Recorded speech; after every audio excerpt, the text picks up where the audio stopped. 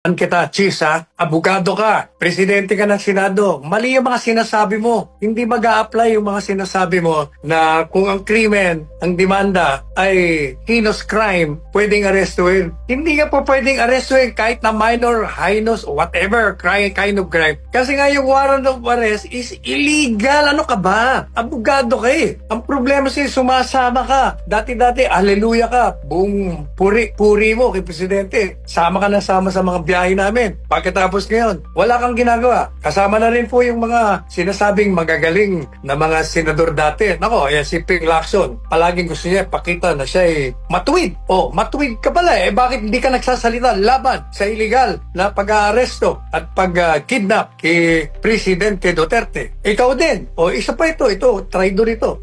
Si Tutol ang Pilipino. Ginagamit niya Tutol. Yan ang bagay, Tutol ang Pilipino. Wala niya na kung sino yun. Hindi sila nagsasalita. Alam na nga nila na illegal, mali. Isus Maria Joseph naman. Ang sarap pumpugi ng mga ulo niya.